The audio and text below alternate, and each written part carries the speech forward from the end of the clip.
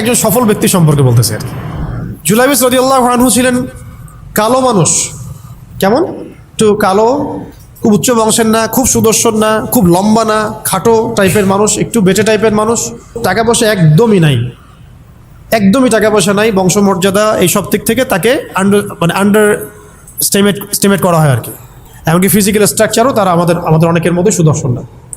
তার অবস্থা কেমন? নবী সাল্লাল্লাহু আলাইহি ওয়াসাল্লামের সাহাবীরা অন্য হাদিস থেকে বলেছেন যে নবী সাল্লাল্লাহু আলাইহি ওয়াসাল্লাম মসজিদে যেতেন, মদিনা মসজিদ নববীতে যেতেন, রাস্তার পাশে তিনি পড়ে থাকতেন। ধরেন আমরা মসজিদে হেঁটে আসতেছি, রাস্তার পাশে একজন বসে আছেন, গায়ের জামা কাপড় খুব একটা উন্নত না, ছেঁড়া, তাসবিহ নিয়ে জিকির করতেছেন। আপনি কি খুব ফোকাস করবেন তার দিকে? করবেন না কিন্তু। তো মানুষ তার দিকে ফোকাস করে না খুব একটা, যাওয়া আসা করে, সে পড়ে থাকে। কেউ খাবার দিলে খায়, না দিলে খায় না। এইভাবেই তার দিন যাচ্ছে। কোথাকার ঘটনা এটা? মদিনায়, হিজরতের পরের ঘটনা। সাহাবীর নাম জুলাইবিস রাদিয়াল্লাহু আনহু। খুব উচ্চ বংশের না, অর্থবিত্ত নাই। বারবার বলছি, আমি রিপিট করতেছি কেন? বিকজ এটা আপনাদের সাথে অনেক মানে সাইকোলজিক্যালি মিলবে বিষয়টা অনেকের সাথেই, এবং এটা আমাদের খুব ভালো করে জানাও দরকার আছে। তো একদিন নবী সাল্লাল্লাহু আলাইহি ওয়াসাল্লাম তাকে বললেন যাওয়ার সময়, হে জুলাইবিস তুমি কি বিয়ে করবা? খুব মজার আলোচনা না এটা আমাদের কাছে, অনেকের কাছেই। হে জুলাইবিস তুমি কি বিয়ে করবা না? প্রশ্নটা এরকম ছিল, হে জুলাইবিস তুমি কি বিয়ে করবা না? তুমি তো আকাশ থেকে বললেন, ইয়া রাসূলুল্লাহ আমাকে কে বিয়ে করবে? আমার না আছে চেহারা সুরত, না আছে আমার বংশমর্যাদা, না অর্থবিত্ত, আমি কিভাবে বিয়ে করবো? কে মেয়ে দিবে আমাকে? কে আমাকে মেয়ে দিবে? তো ওদিন নবী সাল্লাল্লাহু আলাইহি ওয়াসাল্লাম চলে গেলেন, কিছু বললেন না। পরের দিন আবার বললেন, ইয়া জুলাইবিস আলা তাতাযাওয়াজ, তুমি কি বিয়ে করবা না? একই উত্তর, ইয়া রাসূলুল্লাহ আপনি গতকালকে এক কথা বললেন, আবার বলতেছেন বিয়ে করবেন, আমাকে কে বিয়ে করবে? তৃতীয় দিন নবী সাল্লাল্লাহু আলাইহি ওয়াসাল্লাম আবার বললেন, আলা তাতাযাওয়াজ ইয়া জুলাইবিস, তুমি কি বিয়ে করবা না হে জুলাইবিস? তিনি এবার বলছেন, আপনি কি আমার সাথে রসিকতা করতেছেন? আমাকে কে বিয়ে করবে? তো নবী সাল্লাল্লাহু আলাইহি ওয়াসাল্লাম বললেন যে অমুক আনসারী সাহাবীর বাসায় যাও। অমুক আনসারী সাহাবীর বাসায়, আনসারী সাহাবী কারা? যারা মুহাজির সাহাবীদেরকে আশ্রয় দিয়েছেন। অমুক আনসারী সাহাবীর বাসায় যাও, সেখানে একজন বিবাহযোগ্য নারী আছে, মেয়ে আছে, তাকে গিয়ে বলো যে আমি রাসূল সাল্লাল্লাহু আলাইহি ওয়াসাল্লামের পক্ষ থেকে আমার বিয়ের প্রস্তাব নিয়ে আসছি। তিনি গেলেন, যাওয়ার পরে বললেন যে আমাকে প্রস্তাব সহ পাঠানো হয়েছে। মেয়ের বাবা আর মায়ের রিয়াকশন ছিল অনেকটা সাধারণত যা হয় তেমন আর কি। তুমি বিয়ের প্রস্তাব নিয়ে আসছো, তুমি কি খাওয়াবা মেয়েকে? কোথায় রাখবা? তোমার তো নিজের কোনো থাকার জায়গা নাই। প্রশ্ন কিন্তু যৌক্তিক কি? আমি মেয়ের তো বাবা, আমিও তো এই প্রশ্নই করবো নাকি? প্রশ্ন করবেন না? আপনার মেয়ে থাকলে এভাবে প্রশ্ন করবেন তো আপনি। তো তারাও সেই প্রশ্ন করলেন, এমনকি এক পর্যায়ে রিফিউজ করে দেওয়া হলো, না এটা পসিবল হবে না। এই কথাগুলো, কনভারসেশনগুলো ভিতর থেকে শুনছিলেন সেই মেয়ে নিজেই, আনসারী সাহাবী, মদিনার আনসারী মেয়ে। মদিনার আনসারী মেয়েরা কিন্তু অনেক সুদর্শন তৎকালীন সময়কার ছিল, উচ্চ বংশের, সুদর্শন, খুবই ইলেমওয়ালা হতেন তারা, হিপস ক্ষমতা খুব থাকতো, খুবই জজবাওয়ালা, মানে জিহাদের মাঠে একদম যুদ্ধও করেছেন তারা, একদম নবী সাল্লাল্লাহু আলাইহি ওয়াসাল্লামের আশেপাশে ছিলেন। উহুদের সময় একজন আনসারী সাহাবী ছিলেন, মহিলা সাহাবী, উম্মে আমারা তীর ছুঁড়েছেন নবী সাল্লাল্লাহু আলাইহি ওয়াসাল্লামের পাশে। তো ওনারা কিন্তু খুবই গায়রতওয়ালা মানুষ। তিনি বলছেন, হে আমার বাবা মা, এই প্রস্তাব কে পাঠিয়েছেন? নবী সাল্লাল্লাহু আলাইহি ওয়াসাল্লাম। যে প্রস্তাব রাসূল পাঠিয়েছেন সেটাকে কিভাবে তোমরা ডিনাই করো? আমি জুলাইবিসকে বিয়ে করবো ইনশাআল্লাহ। কে বলছেন এটা? আপনি পুরা সিস্টেম খুঁজে এরকম একটা আনসারী সাহাবীর মতো মেয়ে আমাকে দিতে পারবেন? ইল্লা মাশাআল্লাহ, হইতে পারে ইল্লা মাশাআল্লাহ। তো ওই মেয়ে, নারী সাহাবী, তিনি রাজি হলেন।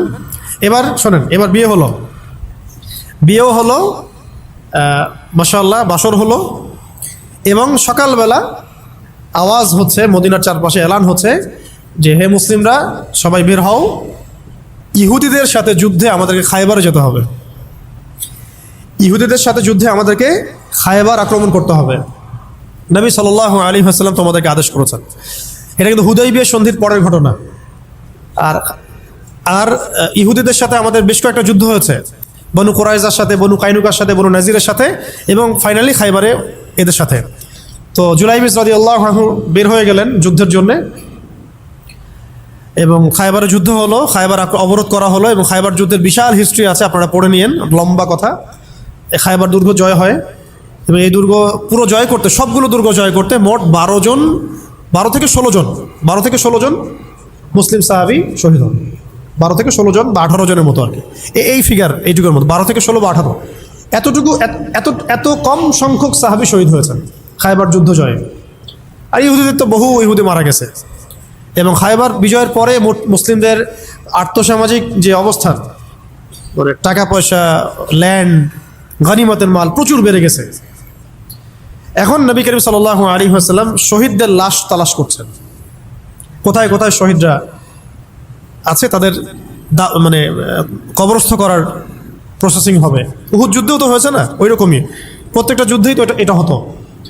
তো লাশগুলো তালাশ করতে করতে করতে করতে করতে একটা কর্নারে গিয়ে তিনি দেখলেন সেখানে জুলাইবিস রাদিয়াল্লাহু আনহুর লাশ পড়ে আছে। কার? জুলাইবিস রাদিয়াল্লাহু আনহুর লাশ পড়ে আছে, যার ব্যাপারে আমি গল্পটা বলছি আর কি।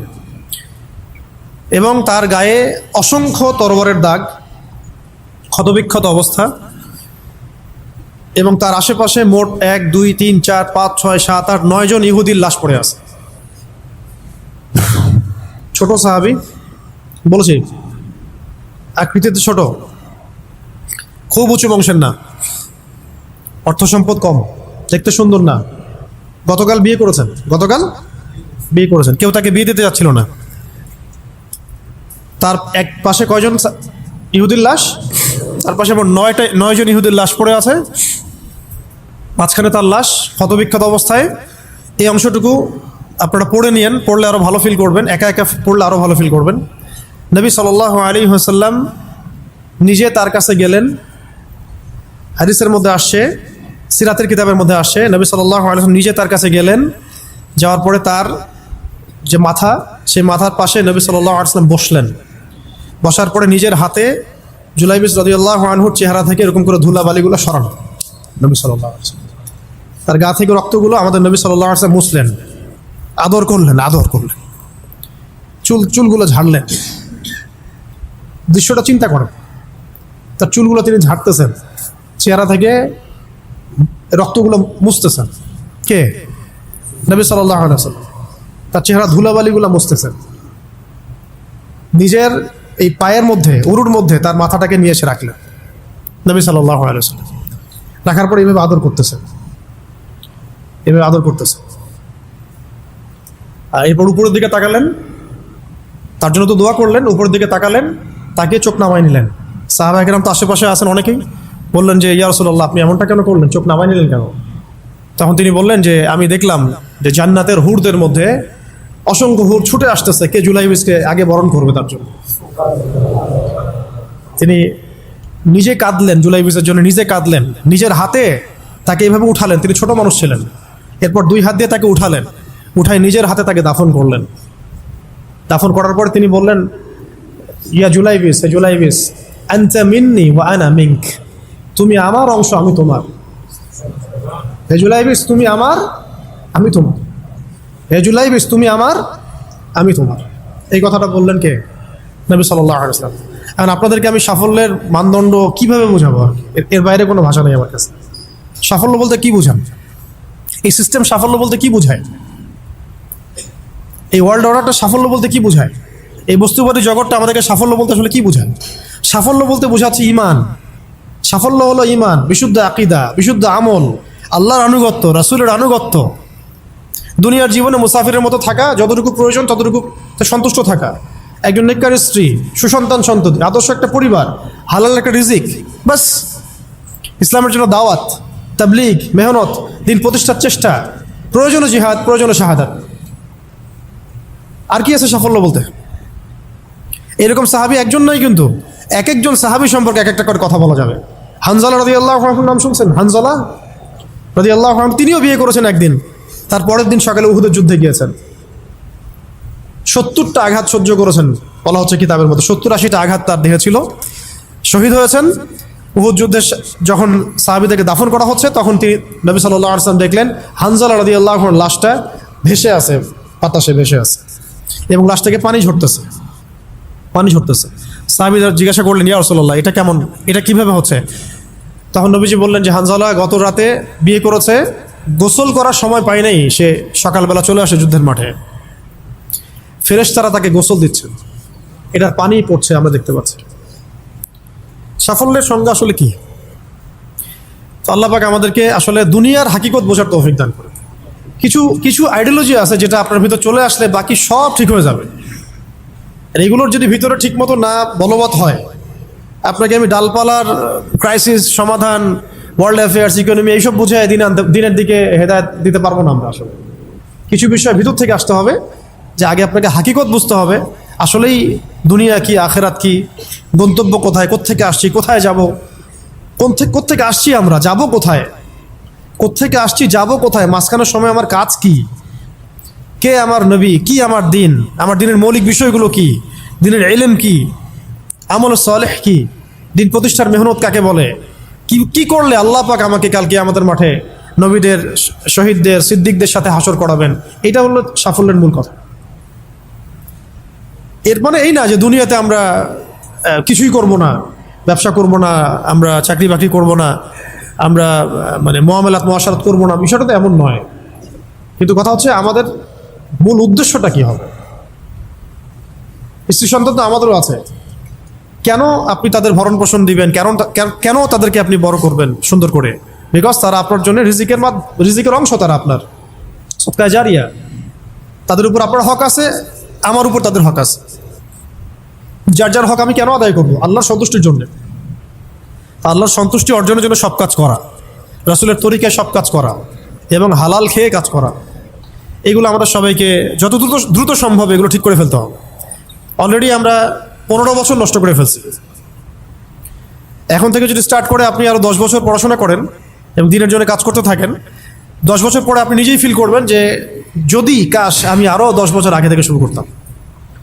প্রত্যেক সেই ব্যক্তি যে স্টার্ট করেছে, হেদায়েত পেয়েছে, সে ফিল করেছে যে কাশ এই কাজটা আমি আরও 10 বছর আগে করতাম। কারণ কিয়ামতের মাঠে কেউ যদি 70 জন নবীর সমানও নেকি নিয়ে উঠে, সেও মনে করবে ওই দিন আমার কোনো নেকিই নাই, আমি কিছুই করি নাই। দিনটি এতটাই ভয়াবহ হবে, ওটা নিয়ে আমরা ইনশাল্লাহ পরে একদিন কথা বলব। এখন আজকে লাস্ট অংশে যে আজকের জন্য যতটুকু ওটা বলছি, যে আল্লাহ রাব্বুল আলামিন আমাদেরকে মানে একেবারে তো 1000 বছর হায়াত দিয়ে পাঠান নাই দুনিয়াতে। এই কারণে এই উম্মতের উপরে আল্লাহ রাব্বুল আলামিনের অনেক বড় রহমত আছে, দয়া আছে। কিছু কিছু অকেশন আল্লাহ পাক দিয়ে আমরা খুব সহজেই বেশি নেকি হাসিল করতে পারি। তার মধ্যে যেমন রমজান মাস, লাইলাতুল কদর ইত্যাদি। ঠিক এরকমই রমাদান মাসের পরে সবচেয়ে মর্যাদাপূর্ণ যে মাসটা আল্লাহ রাব্বুল আলামিন আমাদেরকে দিয়েছেন সেটা হলো এই মুহররম। এই মুহররম যেটা আমরা এখন অতিবাহিত করছি, এই মাসটাকে আল্লাহ পাক বলেছেন যে এটা হচ্ছে আল্লাহর মাস। এটা কার মাস? তার বাকি মাসগুলো কি আল্লাহর নয়? অবশ্যই। এটা বোঝানো হচ্ছে এটা আল্লাহ পাকের কাছে অনেক বেশি মর্যাদা মণ্ডিত, সম্মানিত। রক্তিম আকাশ থাকে দেখবেন এই মাসের মধ্যে, রক্তিম আকাশ থাকে, গধূলিটা অনেক রক্তিম হয়। তো এগুলোর আধ্যাত্মিক ইন্টারপ্রিটেশন আমি যাচ্ছি না, কারণ আমাদের এই ওয়ার্ল্ড আধ্যাত্মিক বিষয় অতটা বুঝে না। এখন মূল কথাটা হচ্ছে এই মাসটা আল্লাহর মাস। নবী সাল্লাল্লাহু আলাইহি ওয়াসাল্লাম বলছেন এই মাসে একটা দিন আছে। প্রত্যেকটা হাদিস এবং আয়াতগুলো এখানে কোট করা আছে, পরে কেউ চাইলে আমার কাছে আমি পিডিএফ দিতে পারবো। সময় শর্ট, আমি এখানে শর্ট করে বলছি। এই মাসে একটা দিন আছে, এই মাসে একটা দিন আছে যেই দিনে আল্লাহ রাব্বুল আলামিন একটা পুরা জনগোষ্ঠীর তওবা কবুল করেছেন, এবং আগামীতেও বহু জনগোষ্ঠীর তওবা আল্লাহ পাক কবুল করবেন। এই মাসে একটা দিন আছে। এবং একজন সাহাবী জিজ্ঞাসা করছেন, ইয়া রাসূলুল্লাহ, রমাদান মাসের পরে আমি কোন মাসে বেশি রোজা রাখবো? নবীজি বলছেন মুহররম সাল্লাল্লাহু আলাইহি ওয়াসাল্লাম। কোন মাসে? মুহররমে তোমরা বেশি বেশি সাওম রাখো। তো পেলাম এই মাসটা আল্লাহর মাস, এই মাসটা অনেক মর্যাদাপূর্ণ। এই মাসে একটা দিন আছে যে দিনে আল্লাহ পাক তওবা কবুল করেছেন পুরো একটা জনগোষ্ঠীর, ভবিষ্যতেও করবেন ইনশাআল্লাহ। এই দিনটা কোন দিন? অন্য হাদিসে পাওয়া যাচ্ছে এই দিনটা হচ্ছে ইয়ামুল আশুরা, 10ম দিন, যেটা আজকে আমরা অতিবাহিত করলাম। এবং আমরা মাশাআল্লাহ সবাই রোজা রেখেছি আলহামদুলিল্লাহ। এবং নবীজি বলেছেন এই রোজার ফজিলত হিসেবে আমি আল্লাহর কাছে আশা করি যে বিগত 1 বছরের গুনাহ মাফ, কাফারা হয়ে যাবে ইনশাআল্লাহ। বিগত 1 বছরে যত গুনাহ হয়েছে ইনশাআল্লাহ এগুলো মাফ হয়ে যাবে ইনশাআল্লাহ। তো কবিরা গুনার জন্য তওবা শর্ত, এটা আলাদা আলাদা আলোচনা। তাহলে এই মাসে আমরা এখন পর্যন্ত যারা রোজা রাখি নাই আরও রোজা রাখবো। যারা আশুরা রেখেছি তো মাশাআল্লাহ হয়ে গেছে। আর যারা 2টা রাখতে চান, 9-10 রেখেছেন মাশাআল্লাহ। যদি না রেখে থাকেন তাহলে কালকে রাখবেন ইনশাল্লাহ, তাহলে 10-11 হয়ে যাবে। তো চেষ্টা করবো এই মাসে বেশি বেশি রোজা রাখা, ঠিক আছে ইনশাল্লাহ। আরেকটা কাজ হলো এই মাসে বেশি বেশি তওবা করা, বেশি বেশি তওবা করা। আমার কিন্তু উদ্দেশ্য ফজিলত বলা নয়, আমার একটা উদ্দেশ্য আছে এই মাসটা নিয়ে কথা বলার। আজকে ওই অংশটুকু বলে আজকে শেষ করবো ইনশাল্লাহ, একটু ধৈর্য ধরেন। তো সাহাবায়ে কেরাম তাদের ছোট ছোট বাচ্চাদেরকে পর্যন্ত এই মাসে রোজা রাখাতেন, ছোট ছোট বাচ্চাদেরকে রোজা রাখাতেন, যে তোমরা সারাদিন রোজা রাখো। খেলনা দিতেন, খেলতে দিতেন, এই কালচারে তারা অভ্যস্ত করতেন। আজকেও মদিনায় গেলে আপনি দেখবেন রমজান মাসে বাচ্চারা রোজা রাখতেছে, নবমীতে খেলছে, ওখানে ইফতার করতেছে, কি চমৎকার পরিবেশ। তো এই কালচারটা আমাদের মধ্যেও যেন আসে, একজন রাখবো আরেকজনকে রাখাবো, একসাথে ইফতার অ্যারেঞ্জ করবো, একসাথে সাহারি করবো, ভালো হবে ইনশাল্লাহ। তো ওই যে কওম, যেই কওমের তওবা আল্লাহ পাক কবুল করেছেন এই মাসে, সেই কওমের নাম হলো বনু ইসরাইল। কি নাম? বনু ইসরাইল। বনু ইসরাইল কাদেরকে বলে? ইব্রাহিম আলাইহিস সালামের 2 সন্তান। কয় সন্তান? এক সন্তানের নাম ইসমাইল আলাইহিস সালাম, যিনি থাকেন মক্কায়। কোথায়? ওই যে মক্কায় রেখে আসা হলো। এই ইসমাইল আলাইহিস সালামের বংশে আছে একজন ব্যক্তি, তার নাম আদনান। হ্যাঁ, তারপরে এখানেই আরো অনেকগুলো গোত্র আস্তে আস্তে এসেছে, বনু হাশেম, বনু মখজুম, বনু তাই, বনু আদি, অনেক গোত্র। এই গোত্রগুলোর মধ্যে বনু হাশিম গোত্রে সর্বশেষ নবী মুহাম্মদ রাসূলুল্লাহ সাল্লাল্লাহু আলাইহি ওয়াসাল্লাম। তার মানে নবী সাল্লাল্লাহু আলাইহি ওয়াসাল্লাম ছিলেন বনু ইসমাঈলের অন্তর্ভুক্ত, বনু ইসমাঈলের অন্তর্ভুক্ত। আরেকজন সন্তান ইব্রাহিম আলাইহিস সালামের, তার নাম ইসহাক আলাইহিস সালাম। তিনি থাকেন শামে। শাম মানে শুধু সিরিয়া না, শাম মানে ফিলিস্তিন, লেবানন, জর্ডান, সিরিয়া সব একসাথে শাম আর কি। ওইখানে থাকেন ইসহাক আলাইহিস সালাম। তার সন্তানের নাম হলো ইয়াকুব আলাইহিস সালাম, যার ওই যে 12 সন্তান।